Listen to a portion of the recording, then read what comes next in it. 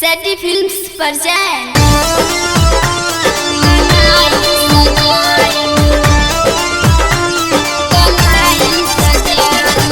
Music by DJ Simran.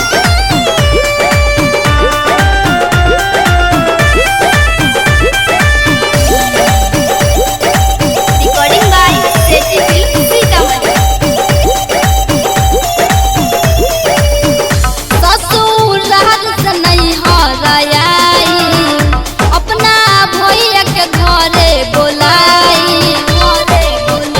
ससुराल से नहीं हराई अपना भैया के घरे बोलाई। घरही में छोटा एगो पार्टी रखाई। लंदन से हम एगो राखी मंगाई भाई के अपना कलाई सजाई।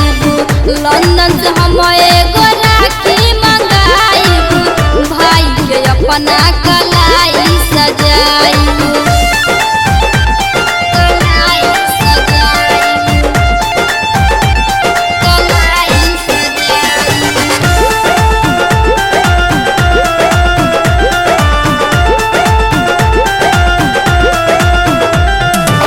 रखब सजा के हम सोना के थारी कहतनी भैया के प्यारी।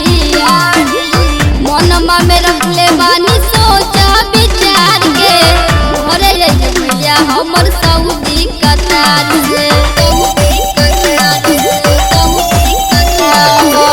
रखब सजा के हम सोना के थारी कहतनी भैया के प्यारी। मनमा में रखले बानी सोचा विचार के घरे आइले भैया हमर सऊदी कतार से। देख के भैया के जियरा जुराई। लंदन से हम एगो राखी मंगाई भाई के अपना कलाई सजाई। लंदन से हम एगो राखी मंगाई भाई के अपना कलाई सजाई।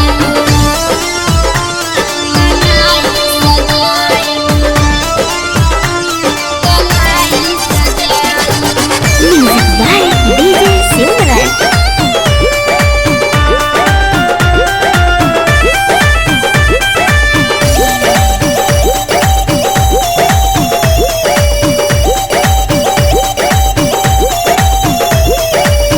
सालो भर में आइल ई दिन हो भइल बा मन रंगीन हो।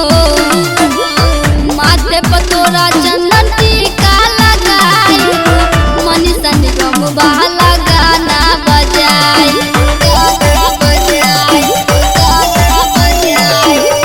साल भर में आइल ई दिन हो भइल बा मन रंगीन हो।